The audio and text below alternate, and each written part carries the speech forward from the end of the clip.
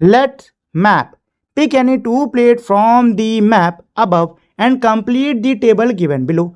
तो दोस्तों इसमें क्या कह रहे हैं कि ऊपर जो मैप दिया हुआ है इस मैप से आपको कोई दो प्लेटें चुननी होंगी और जो ये टेबल है इसको पूरा करना होगा।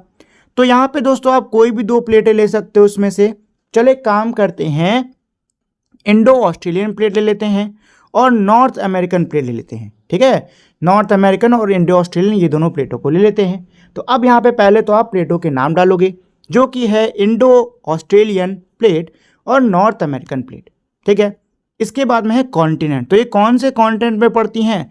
जो नॉर्थ अमेरिकन प्लेट है दोस्तों, नॉर्थ अमेरिकन प्लेट है दोस्तों, ये आपकी नॉर्थ अमेरिका में पड़ती है, जबकि जो इंडो ऑस्ट्रेलियन प्लेट है ये आपके एशिया और ऑस्ट्रेलिया में पड़ती है। ठीक है, आगे इसमें दिया है ओशन। तो कौन से ओशन में? जो आपकी इंडो ऑस्ट्रेलियन प्लेट है ये इंडियन ओशन में पड़ती है, जबकि नॉर्थ अमेरिकन प्लेट आपकी अटलांटिक ओशन और आर्कटिक ओशन में पड़ती हैं। ठीक, let's explore, examine the plate map figure 2.3। दोस्तों फिगर 2.3 में जो प्लेट मैप दिया है उसको एग्जामिन करो with the earthquake and volcano map figure 2.4। Figure 2.4 में जो अर्थक्वेक और वोल्केनो मैप दिया हुआ है इन दोनों को आपको साथ में एग्जामिन करना होगा। What correlation do you observe, आपने इन दोनों में क्या कोरिलेशन देखा? तो चलो पहले जो प्लेट मैप है दोस्तों इसको देख लेते हैं।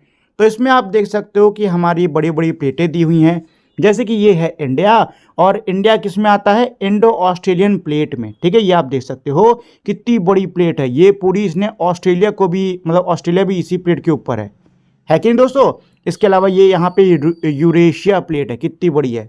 ये होगी अफ्रीकन प्लेट, ये साउथ अमेरिका, ये नॉर्थ अमेरिकन प्लेट, और यहाँ पे ये है पैसिफिक प्लेट। ये है दोस्तों पैसिफिक प्लेट। ठीक है, ये पैसिफिक प्लेट है कि नहीं? चलिए तो अब चलते हैं वोल्केनो वाले मैप पर।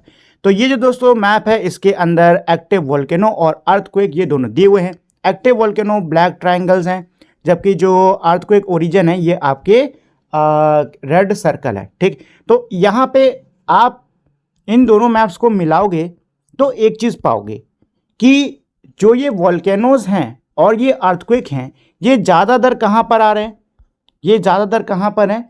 जो ये प्लेटें हैं ना, जहाँ पे प्लेटें मिल रही हैं यहाँ पर। ठीक है, जिसमें सबसे ज़्यादा ये जो पैसिफिक प्लेट है, सबसे ज़्यादा ये जो पैसिफिक प्लेट है दोस्तों इसमें ये स्थित हैं। ये देखिए कितने सारे हैं, है कि नहीं? बहुत सारे हैं। ठीक है, अच्छा तो इन दोनों को जब हम लोग साथ में देख रहे हैं दोस्तों तो हम लोग को कुछ चीज़ें पता चल रही है, जैसे कि सबसे पहली चीज़ क्या है कि जो ज़्यादातर अर्थक्वेक और जो वोल्केनोस हैं दोस्तों ये प्लेट बाउंड्रीज पर हो रहे हैं। कहाँ पर हो रहे हैं? प्लेट बाउंड्रीज पर हो रहे हैं। ठीक है, इसके अलावा जिस जगह पर टेक्टोनिक प्लेटें मिल रही हैं, जिस एरिया में टेक्टोनिक प्लेटें मिल रही हैं उस एरिया पर अर्थक्वेक और वोल्केनिक इरप्शन आने के चांसेस ज़्यादा होते हैं। ठीक है, इसके अलावा पैसिफिक का जो रिंग ऑफ फायर है यहाँ पर सबसे ज़्यादा कॉन्सेंट्रेशन है अर्थक्वेक्स और वोल्केनोज का। ठीक है ना दोस्तों?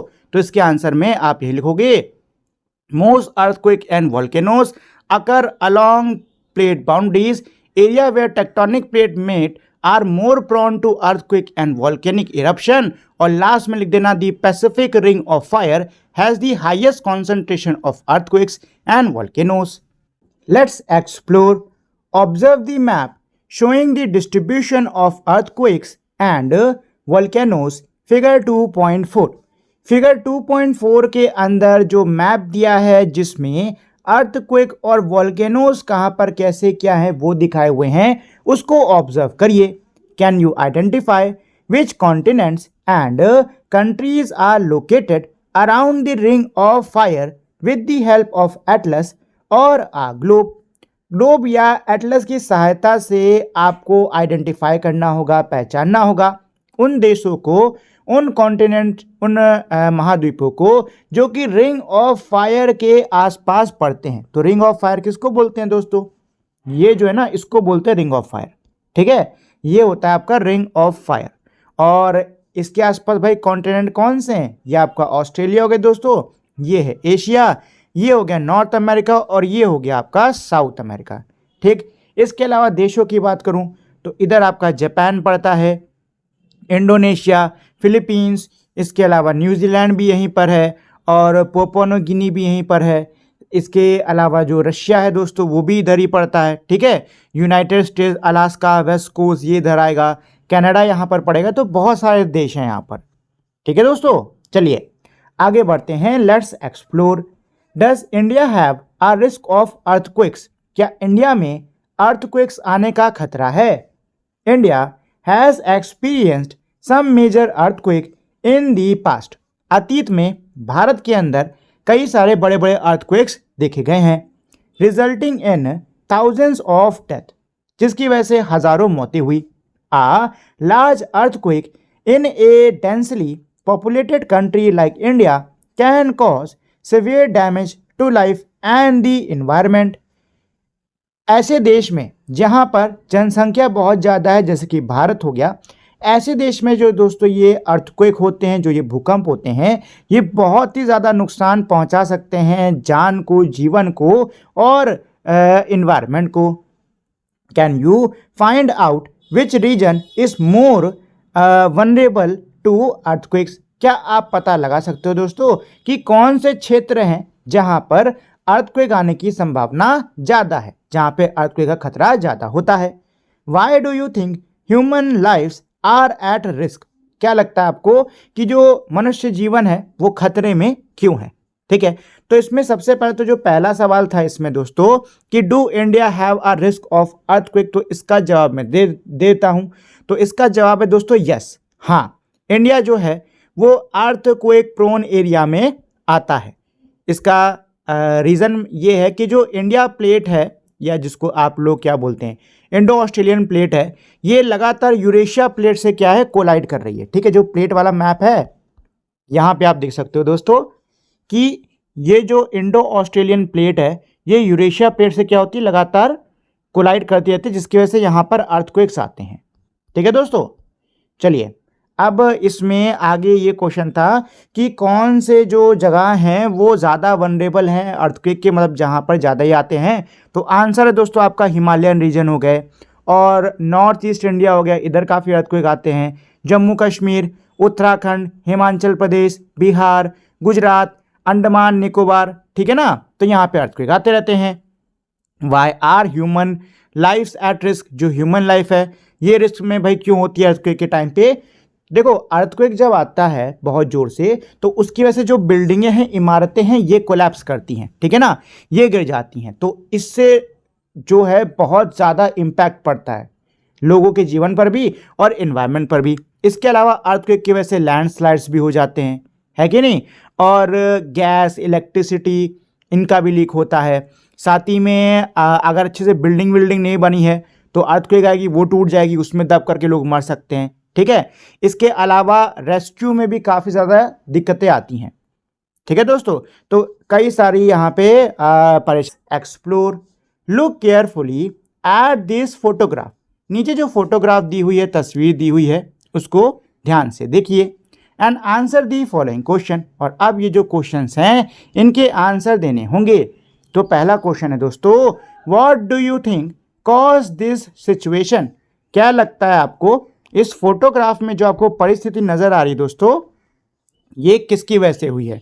तो ये हुई है वॉल्केनिक इरप्शन की वजह से। किसकी वजह से दोस्तों? वॉल्केनिक इरप्शन की वजह से। देख सकते हो यहाँ पे ये जो सारी चीजें हैं ये सभी जो वॉल्केनिक ऐश है, ज्वालामुखी की जो राख है ना, उसमें ढकी हुई हैं, है कि नहीं दोस्तों? तो पहले वाले का जो उत्तर है, जो आंसर है, वो आपका यही है, the area was affected by a volcanic eruption which covered everything with volcanic ash. Second question इसमें ये है, what could that grey powder be? ये जो आपको ग्रे पाउडर नजर आ रहा है ये क्या है दोस्तों? तो ये ग्रे पाउडर क्या है? वॉल्केनिक ऐश, ज्वालामुखी की राख है। What does it tell us about earth internal force? ये जो तस्वीर है ये हमें पृथ्वी के अंदरूनी बलों के बारे में क्या बताती है? तो ये दोस्तों हमें पृथ्वी के अंदरूनी बलों के बारे में, इंटरनल फोर्स के बारे में ये बताती है कि पृथ्वी का जो इंटरनल फोर्स है ये बहुत ही ज़्यादा शक्तिशाली, बहुत ही ज़्यादा पावरफुल होता है। ठीक है। और इसकी वजह से वॉल्केनिक इरप्शन है, जिससे अर्थ की जो सरफेस है वो चेंज हो जाती है और मनुष्य के जीवन पर असर पड़ता है। तो इसमें आप ये लिख सकते हो, it shows that the earth internal force are very powerful, they can cause volcanic eruption that changes the earth's surface and affect human life. Let's explore. Observe the photographs. Figure 2.9, figure 2.9 में जो photographs दी हुई हैं उनको observe करिए and also note the type of erosion. इसके अलावा जो type of erosion उसमें आपको दिख रहे हैं उसको भी लिखो। How are farmers affected by erosion due to water and wind. आपको बताना होगा दोस्तों कि पानी और विंड यानी पानी और हवा की वजह से जो कटाव होता है, जो इरोजन होता है, उससे किसान पर कैसा असर पड़ता है। ठीक है दोस्तों, चलिए तो सबसे पहले इसमें फिगर 2.9 को देख लेते हैं। तो ये है दोस्तों फिगर 2.9। इसमें आप देख सकते हो कि यहाँ पर पानी की वजह से कटाव हो रहा है, जबकि यहाँ पर हवा की वजह से कटाव हो रहा है। देखो होता क्या है कि जब यहाँ पे तेज़ी से पानी निकलता है तो इसके आसपास मौजूद जो ज़मीन है ये कट के पानी के साथ में चली जाती है। ठीक है, जिसकी वजह से पहली चीज़ तो जो ये लैंड है ये कम होती जा रही है। ठीक है, ये जो लैंड है ये कम होती जा रही है और इसके अलावा जो वाटर का फ्लो होता है ना उस पर भी असर पड़ता है। और पानी से तो किसान अपने खेतों की सिंचाई करता है, तो अगर फ्लो में दिक्कत होगी तो उसको सिंचाई में भी दिक्कत आएगी। इसके अलावा यहाँ पे आप देख सकते हो दोस्तों, तेज हवाओं की वजह से जो मिट्टी की ऊपरी परत है वो उड़ के जा रही है। अच्छा, खेती बाड़ी में मिट्टी की जो ये ऊपरी परत है ये बहुत ही ज़्यादा ज़रूरी होती है, क्योंकि ये जो टॉप लेयर है ये दोस्तों सबसे ज़्यादा उपजाऊ होती है और अगर ये उड़ के चली जाएगी तो जो खेत की उपज है उस पर इसका सीधा असर पड़ेगा। ठीक है दोस्तों, तो पहली चीज़ तो यहाँ पे वाटर और विंड इरोजन हो रहा है। ठीक, और दूसरी चीज़ इफेक्ट क्या होगा, तो इफेक्ट में आप लिख सकते हो कि जो फर्टाइल टॉप सॉइल होती है वो इसकी वजह से रिमूव हो जाती है, हट जाती है। इससे क्रॉप की जो प्रोडक्शन है ये घट जाती है। मिट्टी के जो पोषण तत्व हैं, जो न्यूट्रिएंट्स हैं, इनका लॉस होता है। खेती करने में दिक्कत आती है। इसके अलावा किसानों को फाइनेंशियल लॉस झेलना पड़ता है, पैसे की उनको काफ़ी दिक्कतें झेलनी पड़ती हैं और जो बहुत ज़्यादा गंभीर मामले होते हैं उसमें खेती करना ही मुश्किल हो जाता है। Let's explore. Have you heard about the Sundarban delta? क्या आपने सुंदरबन डेल्टा के बारे में सुना है? Try and explore it's uniqueness and find out why it is popular with tourist. इसकी जो खासियत है उसके बारे में पता करने की कोशिश करो। साथ में ये भी पता करो कि टूरिस्ट के बीच में पर्यटन जो आते हैं, टूरिस्ट जो है पर्यटक, उनके बीच में ये पॉपुलर क्यों है। तो देखिए दोस्तों, सुंदरबन डेल्टा जो है ये दुनिया का सबसे बड़ा डेल्टा है और ये 3 नदियों के द्वारा ये बना है। गंगा, ब्रह्मपुत्र और मेघना, ये इन तीनों के द्वारा बना है। ठीक है, इसके अलावा इस डेल्टा में सबसे बड़ा मैंग्रोव का फॉरेस्ट, दुनिया का सबसे बड़ा मैंग्रोव का फॉरेस्ट पाया जाता है। मैंग्रोव जो है ये खास प्रकार का पेड़ है जिसकी जो जड़ें हैं ये सांस ले सकती हैं। इसके अलावा ये घर है रॉयल बंगाल टाइगर्स का, मतलब यहाँ पर रॉयल बंगाल टाइगर्स पाए जाते हैं, स्पॉटेड डियर पाए जाते हैं, कई सारी चिड़ियों की प्रजातियाँ पाई जाती हैं। यहाँ पे वाइल्ड लाइफ एकदम खूब आपको अलग अलग भिन्न भिन्न प्रकार की देखने को मिलेगी। इसके अलावा यूनेस्को ने इसको वर्ल्ड हेरिटेज साइट का दर्जा दिया हुआ है। जो टूरिस्ट है, जो पर्यटक हैं, वो इस जगह की सुंदरता को देखने के लिए, जो विविध विविध चिड़ियाएँ हैं उनको देखने के लिए, मैंग्रोव के सुंदर सुंदर जंगलों को देखने के लिए आते हैं। ठीक है, ये हो गया। Think about it. A devastating flood struck the Chamoli district in Uttarakhand in February 2021 in which many people and livestock lost their lives. फरवरी 2021 में उत्तराखंड के चमोली जिले में एक बहुत ही भयंकर बाढ़ आती है जिसकी वजह से कई लोग और मवेशियों की जानें गईं। There were severe damage to buildings, roads, bridges and hydel projects and connectivity to villages was adversely affected. सड़कों को नुकसान आया, इमारतों को नुकसान आया, पुल, हाइडल प्रोजेक्ट्स कईयों को नुकसान आया और गांवों से कनेक्टिविटी संपर्क बिल्कुल तरीके से टूट गया, जिसकी वजह से बहुत ही कह सकते हो बुरी चीज़ें, मतलब बहुत ही बुरी घटना हमें इसमें देखने को मिली है, बहुत ही बुरे इसके असर देखने को हमें मिले हैं। Can you find out the reason that led to this sudden and unexpected flood? क्या आप कारण पता कर सकते हो कि भाई क्यों एकदम से अचानक से ऐसी ये बाढ़ आई? तो देखिए दोस्तों, जो उत्तराखंड में फरवरी 2021 में चमोली डिस्ट्रिक्ट में जो बाढ़ आई थी, ये कई सारे नेचुरल फैक्टर्स के कॉम्बिनेशन की वजह से आई थी। एक एक करके सारे बताता हूँ। देखिए हुआ क्या था कि जो पहाड़ हैं वहाँ पर बड़े बड़े पत्थर और ग्लेशियर्स जो हैं वो टूट गए थे, जिसकी वजह से एक बड़ा सा बर्फ़ का पत्थर का एवेलांच जो है वो आ गया था। अब जब ये इतने सारे बर्फ़ पत्थर ये सब नीचे की ओर तेज़ी से जब गिर रहे थे, तो ये तेज़ी से फटाफट से क्या हो जाते हैं, पिघलने लग जाते हैं और नदी के पानी में मिल जाते हैं, जिसकी वजह से एकदम से एक फ्लैश फ्लड सी तैयार हो जाती है।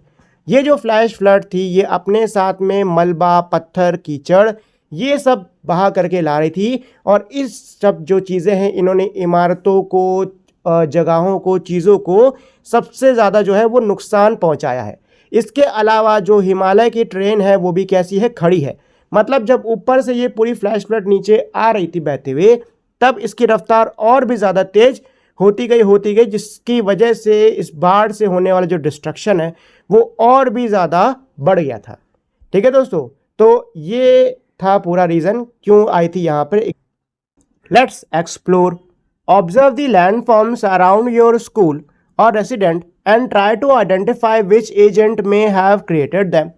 इसमें दोस्तों ये सवाल पूछ रहे हैं कि आपके घर या स्कूल के आसपास मौजूद जो लैंडफॉर्म्स हैं उनको ऑब्जर्व करिए और पहचानने की कोशिश करिए कि आखिर किन एजेंट्स ने इनको बनाया होगा।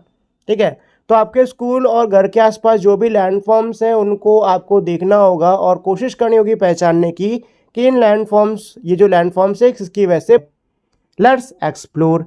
Complete the exercise given at the end of each type of disasters with the help of newspaper, atlas and books। इसमें दोस्तों ये कह रहे हैं कि सभी डिजास्टर्स के एंड में एक एक्सरसाइज दी हुई है, एक्सरसाइजेस दी हुई है, आपको उनको कंप्लीट करना होगा। इसको पूरा करने के लिए आप लोग अखबार का, एटलस का, किताबों का इस्तेमाल कर सकते हो। Make a list of disaster prone area from India and the world and enlist mitigation measure quoting recent examples. इसके अलावा आपको भारत और दुनिया में ऐसे क्षेत्र जहां पर डिजास्टर्स ज़्यादा आते हैं उन क्षेत्रों की सूची बनानी होगी। साथ में ये भी बताना होगा कि ये जो डिजास्टर्स है, जो आपदाएं हैं, इनके असर को कम करने के लिए क्या कदम उठाए जा सकते हैं। साथ ही में आपको हाल ही के उदाहरण भी देने होंगे। तो चलिए दोस्तों पढ़ना स्टार्ट करते हैं। तो सबसे पहले इसमें दिया हुआ है लैंडस्लाइड, जिसको हिंदी में हम लोग बोलते हैं भूस्खलन। Landslides are caused by the combination of natural and human factors that make slope unstable। Landslide यानी कि भूस्खलन जो है ये प्राकृतिक और मनुष्य कारकों के कॉम्बिनेशन की वजह से ये होता है, जिसमें जब स्लोप्स है यानी कि जो ढलानें जब अस्थिर हो जाती है तब ये होता है। Heavy and continuous rainfall is one of the main natural causes as water seep into the soil and rock increasing the weight and reducing friction. होता क्या है कि जब बहुत तेज़ी से लगातार वर्षा होती है तो बारिश की वजह से जो पानी है वो मिट्टी के अंदर, पत्थरों के अंदर चला जाता है, जिसकी वजह से इनका वजन बढ़ जाता है। साथ में जो फ्रिक्शन है ये भी कम हो जाता है। Earthquakes and volcanic eruption can also trigger landslide by shaking the ground and weakening slopes. इसके अलावा जो भूकंप होते हैं, ज्वालामुखियों का जो फटना है, इससे भी लैंडस्लाइड यानी भूस्खलन हो सकता है, क्योंकि इसमें ज़मीन क्या है, हिलती है, जिसकी वजह से जो ढलानें ये कमज़ोर हो जाती हैं और ये नीचे खिसक जाती है, यानी ज़मीन अलग हो जाती है। इसको बोलते हैं landslide. Steep slope and the presence of loose और weathered rock further increases the risk. इसके अलावा अगर ढलान बहुत ज़्यादा खड़ी है और जो पत्थर है वो भी काफ़ी ज़्यादा घिसे हुए हैं, काफ़ी पुराने, कमज़ोर हो गए हैं, तो इसकी वजह से भी भूस्खलन का खतरा काफ़ी बढ़ जाता है। Human activities such as deforestation, mining, road construction, and unplanned construction on hillside disturb the natural balance of slope। इसके अलावा जो मनुष्य की गतिविधि होती है, जैसे कि जंगलों को काटना, माइंस यानी कि खुदान जो होती हैं उसको, खान जो होती है उनको खोदना, सड़कों को बनाना, इसके अलावा बिना किसी प्लानिंग के कंस्ट्रक्शन करना, निर्माण करना, इससे भी जो पहाड़ के साइड से ये डिस्टर्ब होते हैं, जिससे कि स्लोप्स यानी ढलानों का जो प्राकृतिक संतुलन है वो बिगड़ जाता है। Poor drainage system and improper land use also contribute to landslide by allowing excess water to accumulate leading to sudden slow failure. इसके अलावा अगर ड्रेनेज सिस्टम अच्छा नहीं है, अगर सही से लैंड का यूज़ नहीं करा जा रहा है, तो इससे भी लैंडस्लाइड हो सकते हैं। ज़्यादा पानी अगर इकट्ठा होगा तो उससे भी एकदम से स्लोप जो है वो फेल हो सकता है, जो ढलान है वो गिर सकती है, लैंडस्लाइड हो सकता है। तो अब नीचे यहाँ पे दिया है प्रोन एरिया। तो लैंडस्लाइड प्रोन एरियाज कौन कौन से हैं? तो इंडिया में लैंडस्लाइड प्रोन एरियाज हैं हिमाचल प्रदेश, उत्तर प्रदेश, जम्मू कश्मीर, सिक्किम, अरुणाचल प्रदेश और वेस्टर्न घाट। अच्छा, नेक्स्ट में दिया है मिटिगेशन मेथड, यानी मिटिगेशन मेजर, मतलब कि इनको कम करने के लिए कौन से कदम उठाए जा सकते हैं? तो इसके लिए एफॉरेस्टेशन, जंगल खूब लगाइए, ड्रेनेज सिस्टम अच्छा करिए। इसके अलावा जो खड़ी ढलानें हैं उन पर जो कंस्ट्रक्शन है उसको ना के बराबर जितना हो सके उतना कम से कम करो। इसके अलावा जो स्लोप्स है उनको छेड़ना भी नहीं है। साथ ही में अर्ली वार्निंग सिस्टम का यूज़ किया जा सकता है। अच्छा, अगर हम रिसेंट एग्जांपल्स की बात करें तो वायनाड केरला में लैंडस्लाइड आई थी 2024 में। ठीक है दोस्तों, चलिए, तो ये हो गया एक नेचुरल डिजास्टर। नेक्स्ट है इसमें avalanche. Avalanche are caused by sudden instability of snow on steep mountain slopes. Avalanche कैसे आता है? देखो, पहाड़ की जो खड़ी चढ़ाई होती है, खड़ी जो ढलान होती है, उस पर जब एकदम से जो बर्फ़ है वो अस्थिर हो जाती है, तब उस कंडीशन में एवालांच आता है। मतलब बर्फ़ का तूफान होता है एक तरीके से, और इसमें पहाड़ों से बहुत ज़्यादा बर्फ़ जो है वो नीचे की ओर तेज़ी से आने लग जाती है। ठीक है दोस्तों, heavy snowfall within a short period add extra weight to the snow pack making it unstable specially when it rest on a weak और loosely bonded layer of snow. जब कभी बहुत ज़्यादा स्नोफॉल होता है, बर्फ़ गिरती है, तो उस कंडीशन में जो बर्फ़ है उसका वज़न काफ़ी ज़्यादा बढ़ जाता है, जिसकी वजह से जो बर्फ़ है वो अनस्टेबल हो जाती है, अस्थिर हो जाती है। खास करके अगर जो पहले की जो बर्फ़ पड़ी हुई थी वो काफ़ी अगर लूज़ हुई, उसकी लेयर काफ़ी लूज़ हुई, तो इसका होने का खतरा काफ़ी ज़्यादा बढ़ जाता है। A sudden rise in temperature can cause partial melting. एकदम से अगर तापमान बढ़ता है तो पार्शियल मेल्टिंग होती है, यानी कि थोड़ी सी बर्फ़ पिघलती है, जिसकी वजह से फ्रिक्शन कम हो जाता है, जिससे कि जो बर्फ़ है वो साथ में सही से रुक नहीं पाती और नीचे गिरने लगती है। स्ट्रॉन्ग विंड्स में also pile up snow unevenly. इसके अलावा तेज़ हवाओं की वजह से भी बर्फ़ जो है वो अनइवनली उनका ढेर बन सकता है, क्रिएटिंग फ्रेजाइल लेयर्स, जिसकी वजह से कमज़ोर लेयर्स बन जाती हैं। Natural disturbance such as an earthquake and vibration as well as human activities like skiing, trekking or construction in mountainous areas can trigger avalanche by disturbing the balance of snow-covered slope। इसकी वजह से जो प्राकृतिक disturbance होते हैं, जैसे कि मान लो भूकंप आया है या फिर कोई वाइब्रेशन हुई है, उसकी वजह से भी एवलांच आ सकते हैं। इसके अलावा जो मनुष्य की गतिविधि है, जैसे कि स्कीइंग करना, ट्रैकिंग करना या पहाड़ी क्षेत्र में कंस्ट्रक्शन की चीज़ का निर्माण करना, इसकी वजह से भी एवलांच आ सकता है। ठीक है, इसकी वजह से भी एवलांच आ सकता है। जो स्नो कवर्ड स्लोप है, यानी कि बर्फ़ ढकी हुई जो ढलान है, उसका बैलेंस इनकी वजह से टूटता है और एवलांच आता है। चलिए, यहाँ पे भी दिया हुआ है प्रोन एरियाज, मिटिगेशन मेथड और रिसेंट एग्जांपल्स। तो प्रोन एरियाज में दोस्तों क्या लिखोगे? प्रोन एरियाज में आप लिखोगे जम्मू एंड कश्मीर, उन्हीं जगहों के नाम लिखोगे ना जहाँ पे बर्फ़ होती है, तो यहाँ पे आपको उन्हीं जगहों के नाम लिखने होंगे, जम्मू कश्मीर, लद्दाख, हिमाचल प्रदेश, ऐसे। मिटिगेशन मेजर्स में क्या लिख सकते हो? मिटिगेशन मेजर में एवलांच फोरकास्टिंग के सिस्टम को लगाया जा सकता है, जिससे कि कोई अगर एवलांच आने वाला है तो उसकी जितनी हो सके उतनी जल्दी सूचना दी जा सके। इसके अलावा जब तेज़ स्नोफॉल होती है तो उस टाइम पे ट्रैवल को रिस्ट्रिक्ट कर दिया जाता है। इसके अलावा एवलांच के लिए भी बैरियर्स आते हैं, उनको तैयार किया जाता है, और अर्ली वार्निंग सिस्टम जो है उसको तैयार किया जाता है। रिसेंट एग्जाम्पल की बात करूँ तो अभी उत्तराखंड में 2025 में ये एवलांच आया था। चलिए, नेक्स्ट है इसमें GLOFs. Glacier lake outburst flood. GLOFs are caused by sudden release of large volume of water from glacier lakes due to natural और क्लाइमेटिक फैक्टर्स। ग्लोव्स यानी कि ग्लेशियर लेक आउटबर्स्ट फ्लड्स ये तब आती हैं जब एकदम से जो ग्लेशियर लेक्स है, यानी हिमनद के जो झीलें हैं, उनमें से एकदम से बहुत ज़्यादा पानी जो है वो छूट जाता है। ठीक है, ये आपके नेचुरल और क्लाइमेटिक फैक्टर्स की वजह से हो सकता है। Rapid melting of glaciers because of rising temperature increase the size and water level of glacier lakes. तेजी से तापमान बढ़ने की वजह से जो ग्लेशियर काफ़ी तेज़ी से पिघलने लगते हैं, जिसकी वजह से पानी जो ग्लेशियर लेक में मौजूद होता है ये काफ़ी ज़्यादा बढ़ जाता है। Putting pressure on the natural dams made of ice और लूज मोरैन। इससे जो नेचुरल डैम्स वहाँ पर बने हुए हैं बर्फ़ के और मोरेंस के, उन पर प्रेशर पड़ता है। हैवी रेनफॉल और intense snowfall can add excess water to these lakes. इसके अलावा ज़्यादा जब बारिश होती है या बहुत ज़्यादा कहीं बर्फबारी हो जाती है तो उसकी वजह से भी काफ़ी ज़्यादा पानी इन लेक्स के अंदर जमा हो जाता है। अर्थक्वेक, एवलांच और landslide may strike the lake और weaken the dam leading to its sudden collapse.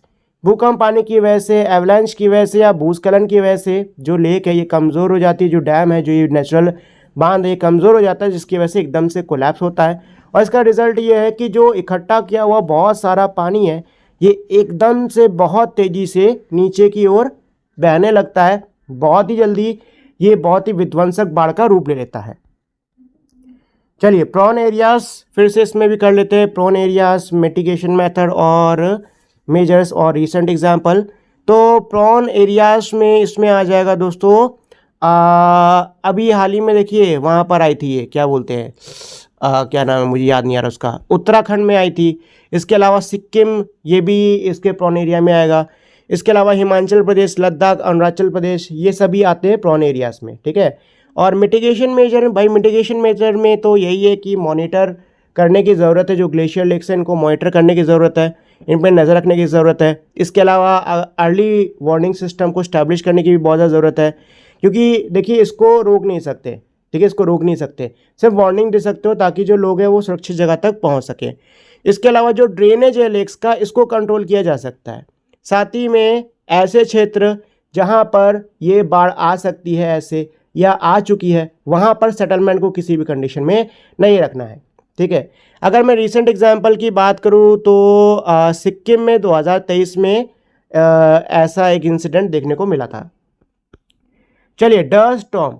Dust storms are caused by strong winds lifting large amount of loose dry soil and sand into air. Dust storm जो है, dust storm जिसको हिंदी में हम लोग मिट्टी का तूफान भी कहते हैं, रेत का तूफान जो भी कह लो आप इसको, इसमें क्या होता है तेज़ हवाएं जो है वो बहुत ज़्यादा जो सूखी हुई मिट्टी है, रेत है, उसको हवा में उठा देती हैं। Prolong drought and low rainfall dry out the soil. बहुत लंबे समय तक कहीं पर अगर सूखा पड़ता है या फिर बहुत कम बारिश होती है, उसकी वजह से जो मिट्टी है सूख जाती है। Making it easier for winds to pick up the fine particle, जिसकी वजह से जो विंड है, हवा है, वो आसानी से जो महीन पार्टिकल है मिट्टी के उसको उठा पाते हैं। Dust storms are common in deserts and semi arid areas where the soil is loose and dry. जो ये डस्ट स्टॉर्म है ये बहुत ही ज़्यादा कॉमन है रेगिस्तान में। इसके अलावा जो आधे सूखे हुए क्षेत्र है वहाँ पर काफ़ी ज़्यादा कॉमन है, क्योंकि वहाँ पे मिट्टी जो है बहुत ही ज़्यादा लूज होती है, बहुत ज़्यादा ड्राई होती है। ये sparse vegetation cover often due to deforestation, overgrazing और poor farming practices also leave the land expose. इसके अलावा बहुत कम पेड़ पौधे होना, ये हो सकता है डिफॉरेस्टेशन या जंगल काटने की वजह से हो, या फिर कोई और चीज़ हो सकती है। बहुत मवेशियों को चरा लेना अच्छे से, जिसकी वजह से जो मैदान है वैसे खाली पड़े रहते हैं। सही प्रकार से खेती बाड़ी नहीं करना, इसकी वजह से लैंड जो है, काफ़ी ज़्यादा लैंड जो है वो ऐसे ही एक्सपोज हो जाती है, जिस पर ना कोई पेड़ पौधे होते, ना कोई घास होती, मतलब मिट्टी को रोकने का कोई सिस्टम नहीं होता है। Climate change and extreme weather conditions can further increase the frequency and intensity of dust storm. इसके अलावा जो क्लाइमेट चेंज है और वेदर कंडीशंस जो है ये डस्ट स्टॉर्म की इंटेंसिटी को और भी ज़्यादा बढ़ा देते हैं, ठीक है, इनके होने के चांसेस को ये और भी ज़्यादा बढ़ा देते हैं। चलिए तो अब प्रॉन एरिया, मिटिगेशन मेजर्स और रीसेंट एग्जाम्पल इनको देख लेते हैं। तो प्रॉन एरियाज़ में दोस्तों जहाँ पे रेगिस्तान या रेतीली जगह ज़्यादा है वहाँ पर ये आते हैं, जैसे कि आपका राजस्थान, गुजरात, हरियाणा, पंजाब, दिल्ली, इनमें ये अक्सर देखने को मिलते हैं। मिटिगेशन मेजर की बात करूँ तो इनको रोकने के लिए प्लांट शेल्टर बेल्ट्स उनको लगाया जा सकता है। एफॉरेस्टेशन, जंगलों को खूब लगाओ। ध्यान रखो कि मवेशी ज़्यादा कहीं पे ना चरे, मतलब क्या बोलते घास वास छोड़नी है। इसके अलावा सॉइल कंजर्वेशन पे काम किया जा सकता है।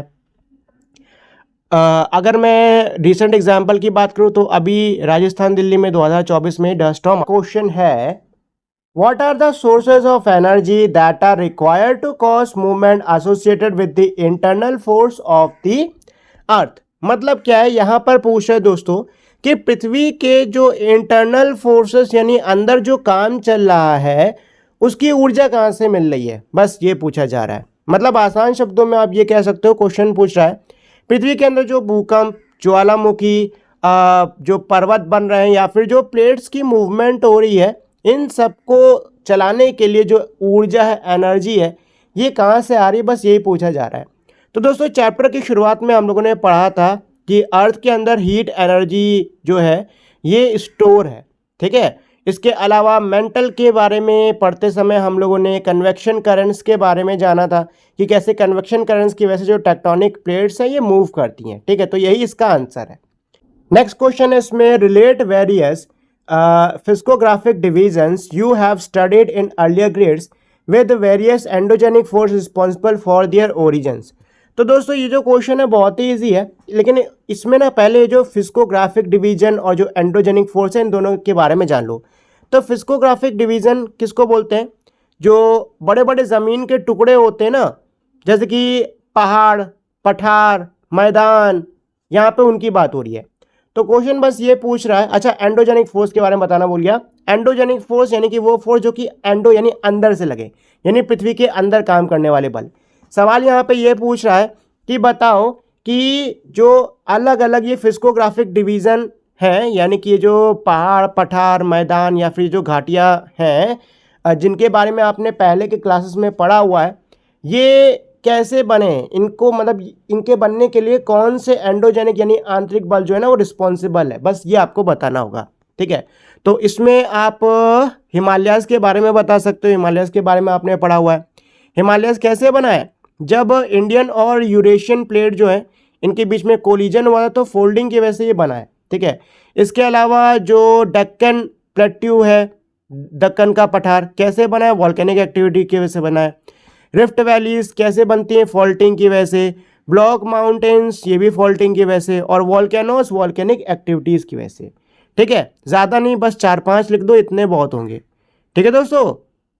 चलिए तो अब नेक्स्ट क्वेश्चन पर चलते हैं जो कि है 3। इसमें क्या है? Why and where do earthquake occur frequently? Is it possible to predict earthquake? इसमें ये कह रहे दोस्तों कि कहाँ पर और क्यों जो अर्थक्वेक यानी कि जो भूकंप है वो अक्सर होते हैं।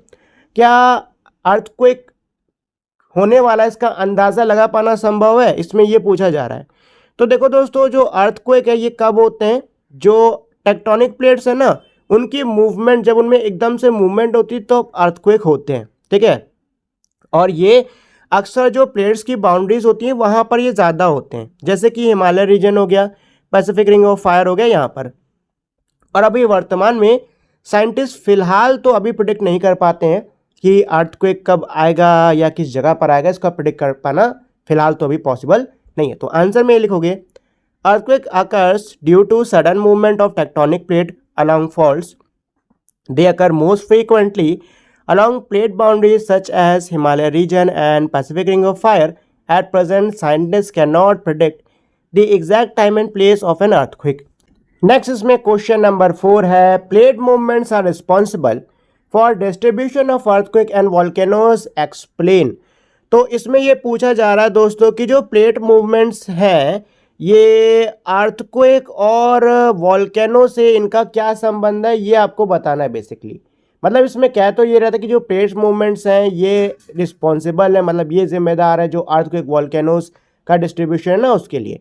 लेकिन यहाँ पे एक तरीके से यही पूछ रहे कि प्लेट मूवमेंट्स का क्या संबंध है अर्थक्वेक वॉल्केनो के साथ में, ये आपको बताना है।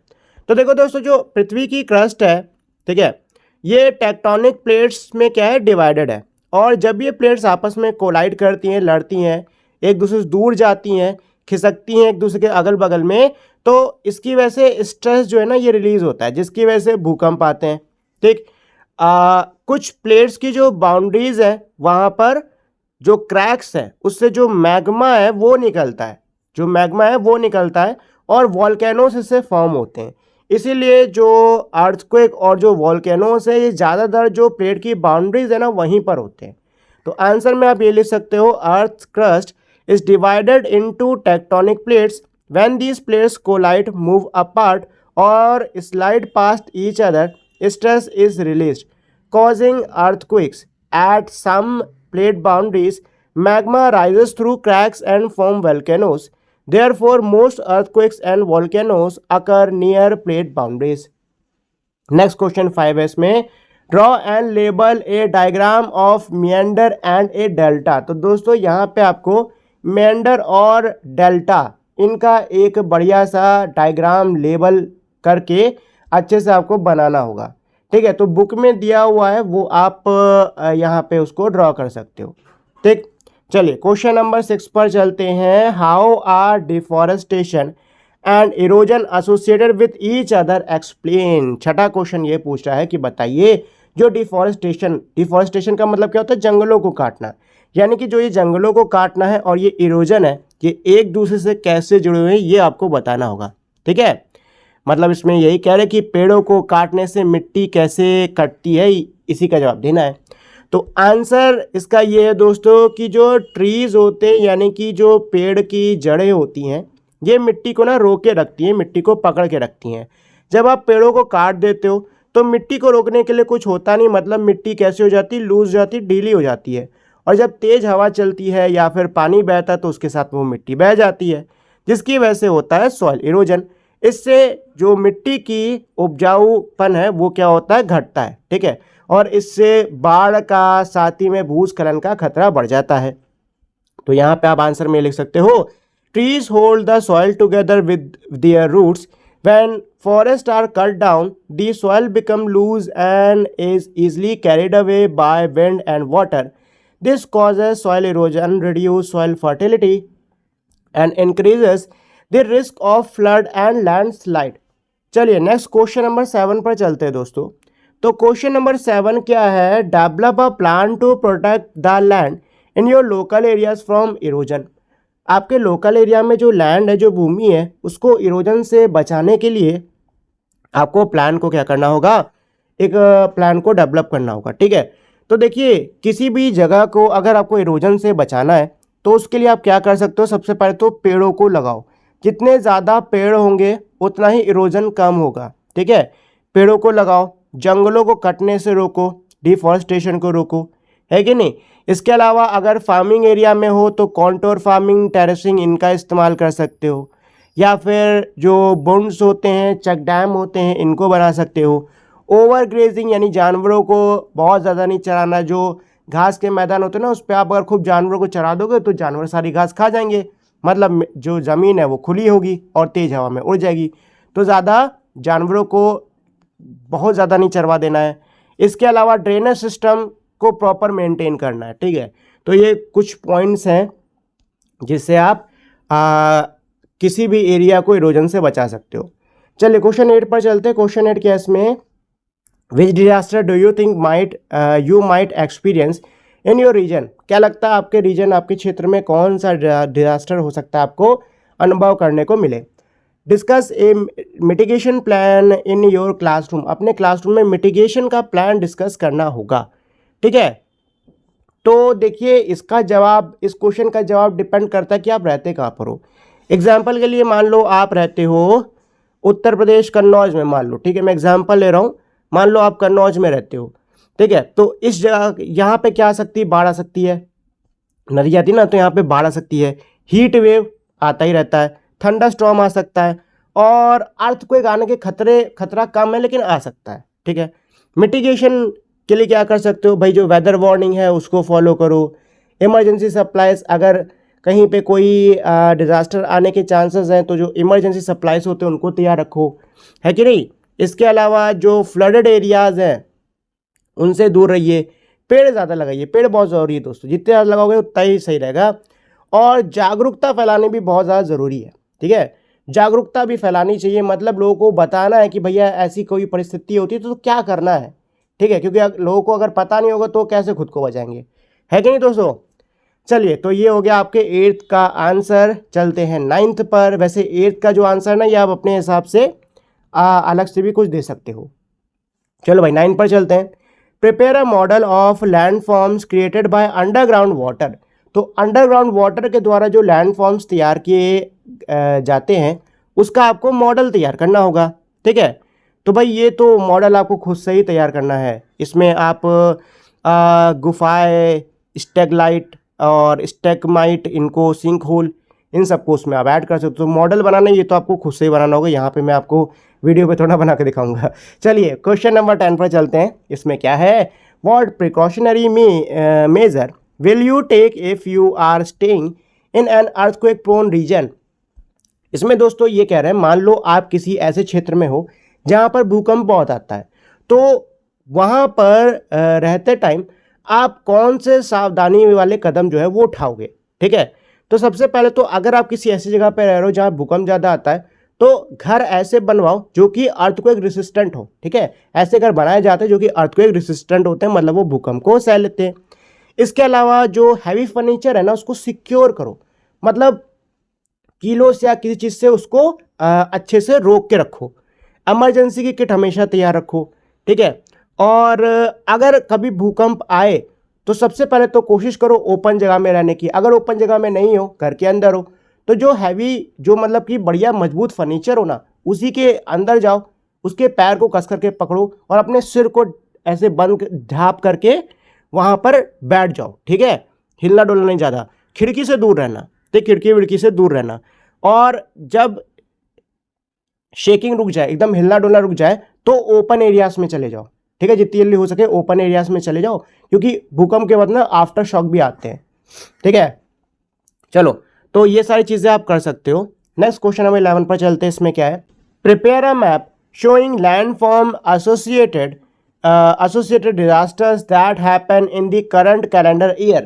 तो दोस्तों आपको 11th क्वेश्चन में एक मैप, नक्शा तैयार करना होगा जिसमें आपको ये दिखाना होगा कि ये जो साल है इसमें लैंडफॉर्म से जुड़े हुए जो डिजास्टर्स हैं वो कहाँ कहाँ पर हुए हैं। ठीक है, तो इसके लिए आप अच्छा, पहली चीज़ तो ये कि आप जिस भी साल में वीडियो देख रहे हो आपको उस साल कोशिश करने की उस साल के हिसाब से आप नक्शा तैयार करो। ठीक है, वैसे कुछ कॉमन मैं आपको बता देता हूँ जो कि हमेशा ही होते रहते हैं लैंडफॉर्म एसोसिएटेड डिजास्टर्स। जैसे कि हिमाचल प्रदेश और उत्तराखंड में ना अक्सर लैंडस्लाइड्स आती रहती हैं। ठीक है, असम और बिहार ये फ्लड प्रोन एरिया, तो यहाँ पे फ्लड भी तकरीबन हर साल ही आती रहती है। और इसके अलावा केरला, तमिलनाडु कोस्टल इरोजन, यहाँ पे ये लिख सकते हो। ये दो तीन चीज़ें जो कि आपको तकरीबन हर साल देखने को मिलेंगी।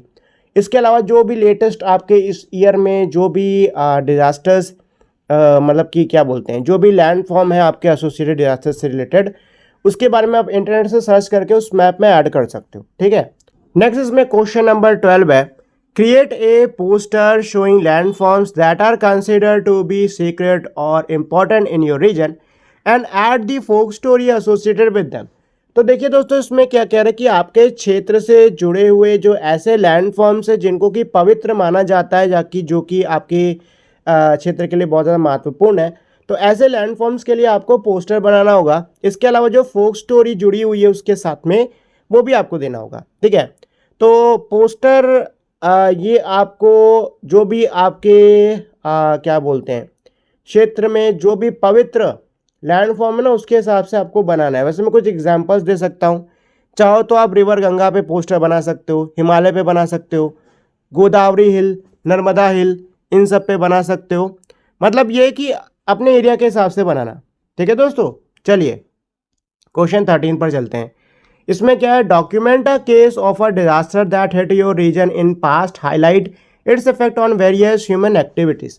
तो देखिए दोस्तों इसमें क्या कह रहा है कि आपका जो रीजन है वहाँ पर जो डिज़ास्टर पास्ट में, अतीत में आया हो, उसके बारे में आपको यहाँ पर बताना होगा और उस डिज़ास्टर का क्या इफ़ेक्ट रहा था ह्यूमन लाइफ के ऊपर, ह्यूमन एक्टिविटी के ऊपर, ये भी आपको बताना होगा। तो इसमें उत्तर प्रदेश में फ्लड आई थी। ठीक है, उसके बारे में मैं बताता हूँ आपको। तो उत्तर प्रदेश में फ्लड आई थी, अक्सर आई थी, क्या आती रहती है अक्सर। इसमें लाइफ प्रॉपर्टी दोनों का काफ़ी ज़्यादा नुकसान होता है। फ्लड जब आती है तो उससे जो फसलें हैं ना वो भी बहुत ज़्यादा बर्बाद हो जाती हैं। सड़क बर्बाद हो जाते हैं, पुल बर्बाद हो जाते हैं, स्कूल्स को बंद करना पड़ता है। इसके अलावा ट्रांसपोर्ट कम्युनिकेशन पूरी तरीके से सब कुछ एकदम ठप पड़ जाता है, मतलब एकदम समझ लो पूरा काम बिगड़ जाता है कभी भी अगर कोई नेचुरल डिजास्टर ऐसा आता है तो। चलिए क्वेश्चन नंबर 14 पर चलते हैं। Translate the given poster on landslide into your native language and display it in your home. अच्छा, तो देखिए दोस्तों, ये जो पोस्टर दिया हुआ है इसको आपको अपने नेटिव लैंग्वेज में करना होगा ट्रांसलेट, ठीक है। नेटिव लैंग्वेज यानी वो लैंग्वेज जो कि आप घर पे बोलते हो, ठीक। घर पे आप जो भी भाषा बोलते हो, हिंदी, इंग्लिश, संस्कृत, जो भी भाषा बोलते हो, तमिल वमिल जो भी आप बोलते हो, उस भाषा में इसको ट्रांसलेट करना है और अपने घर पे लटकाना है। बस इतना इसमें कह रहे हैं, तो अगर चाहो तो कर सकते हो आप। चलिए तो नेक्स्ट चलते हैं क्वेश्चन नंबर 15 पर और देखते हैं इसमें क्या है। डिवाइड दी क्लास इनटू 3 ग्रुप्स। क्लास को आपको 3 ग्रुप्स के अंदर बांट देना है। Each group will work on 1 project. Her group जो है वो एक प्रोजेक्ट पर काम करेगा और यहाँ 3 टॉपिक दिए हैं, वाटर, विंड और ग्लेशियर।